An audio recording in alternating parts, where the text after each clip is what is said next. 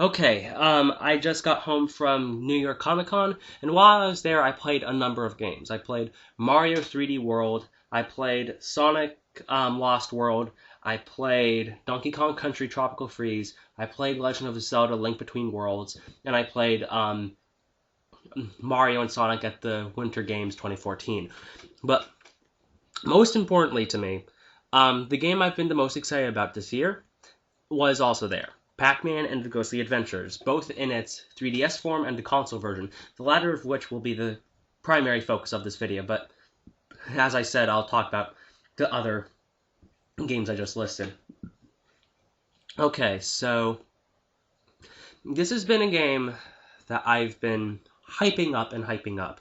I mean, what you've heard from me talk about so far, that was all in reaction to the first trailer and the first set of screenshots. And since then, with every trailer, and with every new trailer, with every set of screenshots, I've just been getting more and more and more excited for this game. And to be honest, when I was going up there to play it, I was expecting to be a little disappointed. I was expecting, like, okay, there's no way this could live up to my expectations at this point. But this hasn't happened in such a long time for me. Not only did this game meet my expectations, it wildly surpassed them. I mean, not just by a little, like, oh, this was better than I thought it would be. No, this game is unbelievable. This is definitely, at least from what I've played so far, this could be one of the best games in the Pac-Man series. Heck, scratch that. This might be tied at the top with Pac-Man World 2. And again, I actually played quite a bit of it. The funny thing is, with last year when I went to Comic-Con, I did the same thing I did this year. I played a couple of games. The thing was, I played each game once, and was totally content with that. I played it once, I was excited for the games I played, but I didn't need to play them again. I was satisfied with this experience I had. With this game, I kept going back to that booth. Namco Bandai has been really showing off Pac-Man's power-ups, for example. And if you can't tell by the trailers, the game really is a blend of exploration, beat-em-up combat, and by that I mean more so eat-em-up combat. There's a lot of focus on eating the ghost, and it's a lot more fast-paced than one would think. It's actually really well executed, for those of you who are a bit concerned about that element. And platforming. And there's actually a lot of platforming and a lot of exploration. It isn't just eating the ghosts. And that was really a breath of fresh air to me. And like the platforming itself, like 98% of it was 3D. And I don't mean like there were little 2D sections in each level. No, like there are so many levels that don't have 2D sections at all, but have lots and lots of delicious platforming. Some of the later stages, though, had, like, small 2D sections that lasted, like, a few seconds. So, I'm not bothered by the 2D sections at all. Like, they have their purpose in the later levels. But vast majority of the platforming, it will be 3D platforming. So, back to the power-ups. Not only do they affect your ability to eat the ghosts and give you advantages on that level, but they also affect the platforming and exploration, what areas you can get to. Like, for example, like, there's this one part where you have to get over this water fountain to the next platform that's above it. What you do is you get an ice berry, and then you freeze the fountain, and then you use the different parts of the fountain, the frozen fountain, as platforms, and you reach the top, and then you get to the next section. And that's a lot of the reason why this game works. Problem solving. And sometimes the solution will be manipulating the environment with a power-up. Sometimes it'll be eating a certain number of ghosts. Other times it'll just be based off of exploring the crap out of these environments. And they are big environments, and I love that. And, like, these stages are not very linear. I mean, there's, like, you get an idea of where you need to go, but there's so many different detours and different paths, and, like, oh, this is almost like a 3D Turrican game in many ways. And, oh my god, I love this, love this, love this! And, oh my. But yeah, the problem-solving element of the game really, really works. And, I mean, there aren't too many games that really make me stop and think, okay, how am I going to get past this? And have that be a strong point in the game's design. Usually it's out of something like the game not conveying something well at all, but no, the thing that pushes the game forward, that moves it forward and just makes it great is that element, trying to figure out what you need to do and experimenting around with the environments and exploring and doing all this crazy stuff. This is what makes the game great, and it's really good at it. I mean, this is one of the best games I've played in a while. I mean, I cannot wait for this game to come out. And with the crazy scenarios, yeah, like, the first world has a lot of crazy things going on in it. Like many people expect, it's the city, Pacopolis. And what's funny about it is it starts off on fire, and like there are these collapsed buildings, and you use those as platforms over the fire, and it's great environmental platforming there. And then later in the game, it's all frozen and all icy, and everything's like covered in ice, and it's great. And then there's this one part where you're sliding down this ice path, and not only that, but then the path splits open into all these different crazy paths that intertwine with each other, and then they split apart again, and then each path leads to a completely different part of the level for you to explore. But then, not only that, but each part of the level that you are to explore after that point is connected. They all connect together. This is just, oh my god, this game is good! I mean, oh my. As you can tell, I am so excited for this game to come out. Like, this is a wonderful, wonderful, wonderful game.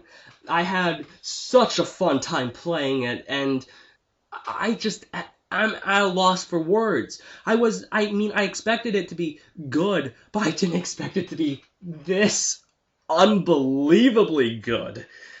Okay, so now that I've talked about that, what do I think of the 3DS version?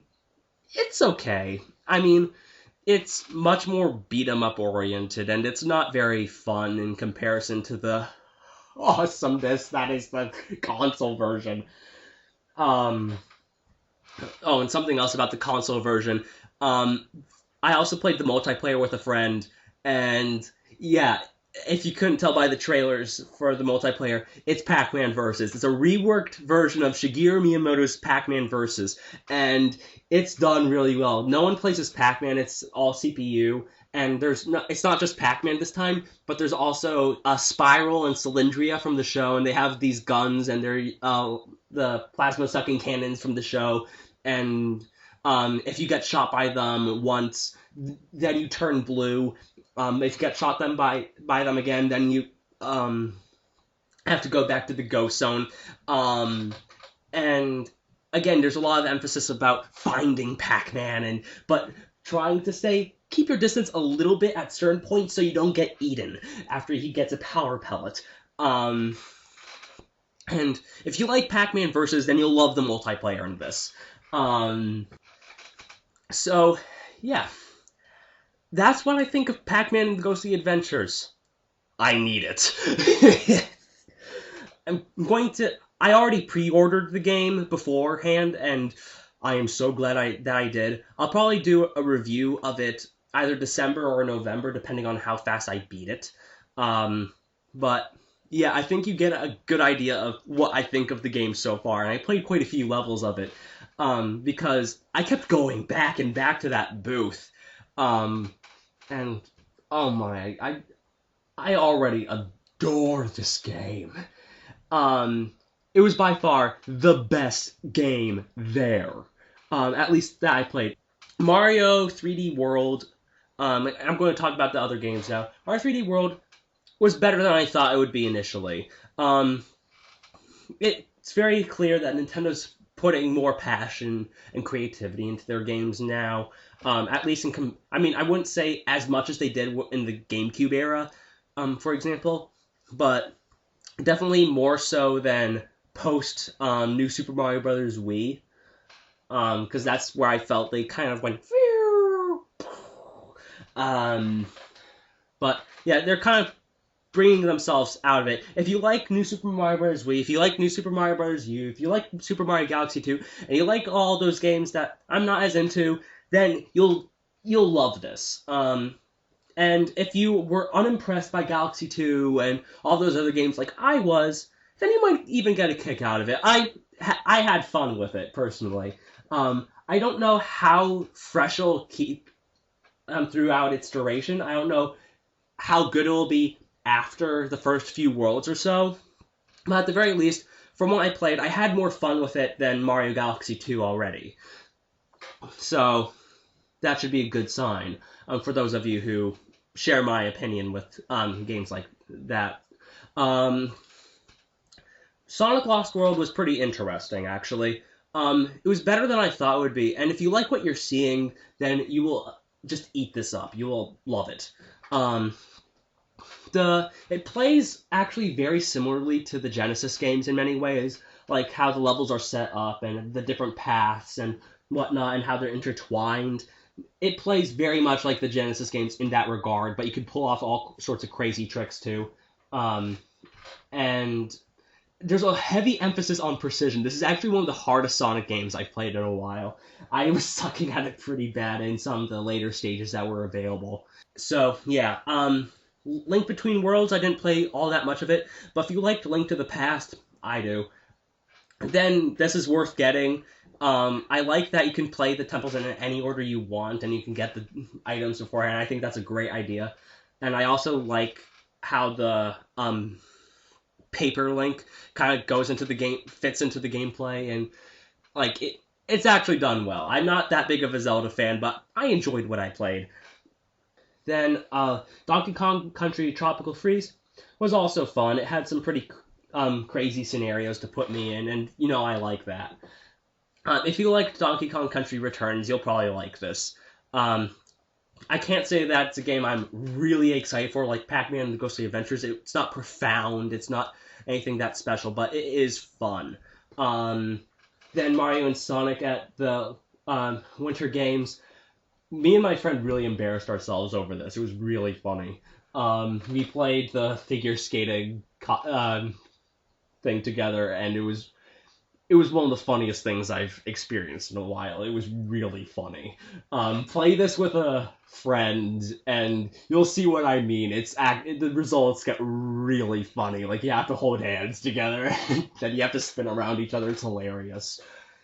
It's better than Winter Sports for the Wii, and the snowboarding, you have to use the gyroscope and the Wii pad, and I hate to say it, but like people always complain about the 6-axis controls in Lair.